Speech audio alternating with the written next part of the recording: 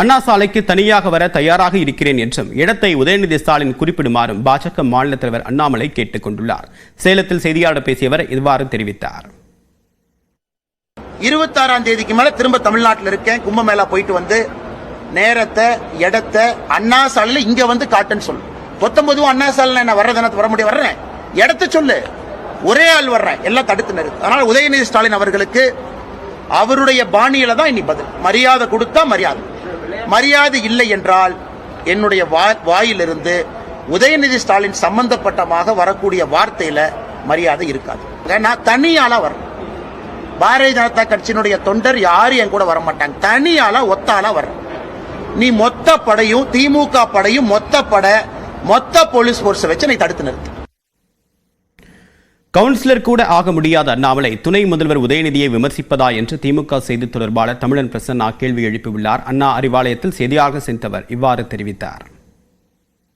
மரியாதைக்குரிய துணை முதலமைச்சரை பார்த்து ஒருமையில் விழிக்கிறார். கேவலம் கவுன்சிலர் கூட ஆக முடியாத தற்குரிய அண்ணாமலை எங்கள் தலைவர்களை பார்த்து கேள்வி கேட்பதற்கு என்ன? எங்களை காத்து போஸ்ட் ஓட்டுவேன், செங்கலை புடுங்குவேன், செங்கலை புடுங்கிறதுக்கு கொத்தனார் இருக்கார், எங்க யாராவது அடைச்சுக்கிச்சுன்னா நாங்க அவங்களை கூப்பிட்டு பார்த்துப்போம். அண்ணாமலை எங்களுக்கு தேவையில்லை. எங்க துணை முதல்வர் சொன்னார் அண்ணா சாலைக்கு வர சொல்லுங்க. சார், அரசியலில் ஒரு கண்ணியம் தேவைப்படுகிறது.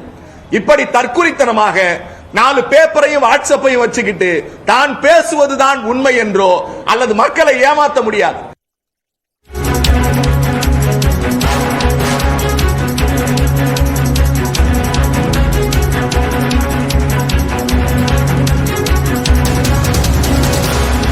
வாரணாசியில் சிக்கி தவித்த தமிழக மாற்றுத்திறனாளி வீரர்கள் தற்போது விமானம் மூலமாக பெங்களூரு வந்தடைந்திருக்கின்றனர். விவரங்களுடன் நேரடிய செய்தியாளர் வெற்றி விவரம் என்ன?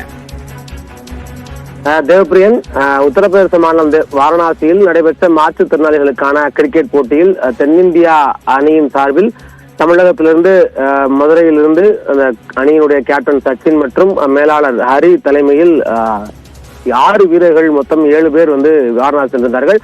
அவர்கள் அந்த கும்பமேளா நடைபெறக்கூடிய காரணத்தினால் அங்கிருந்து ரயிலில் பயணிக்க முடியாத ஒரு நிலை ஏற்பட்டு நின்று காலை 1 மணி அளவில் அவர்கள் ரயில் நிலையத்திலே சிக்கி தவித்தார்கள். அது குறித்த செய்தி நமக்கு கிடைக்கப்பெற்று உடனடியாக செய்தி வெளியிட்டு தொடர் நடவடிக்கையின் மூலமாக தமிழக துணை முதலமைச்சர் உதயநிதி ஸ்டாலின் மற்றும் விளையாட்டு மேம்பாட்டுத்துறை ஆணையர் மேகநாத ரெட்டி ஆகியோருடைய உடனடி நடவடிக்கையின் காரணமாக அவர்கள் அங்கிருந்து கார் மூலமாக மீட்கப்பட்டு வாரணாசி விமான நிலையம் அங்கிருந்து விமானம் மூலமாக ஒரு கனெக்டிங் பிளைட் மூலமாக பெங்களூர் வந்திருக்கிறார்கள். அங்கிருந்து இன்னும் ஒரு 7 மணி அளவில் அடுத்த விமானம் மூலமாக சென்னை இன்றிரவு சென்னை வந்து செல்கிறார்கள். அரசு எடுத்த மற்றும் நாம் எடுத்த இந்த தொடர் முயற்சிகளுக்கு அவர் மாற்றுத்திறனாளி வீரர்கள் சார்பாக அந்த வீரர்களுடைய தலைவர் சச்சின் நமக்கு நன்றி தெரிவித்திருக்கிறார். தேவப்பிரியன், தகவலுக்கு நன்றி. வெற்றி. இதைத் தொடர்ந்து எக்ஸ்பிரஸ் 18 செய்திகள்.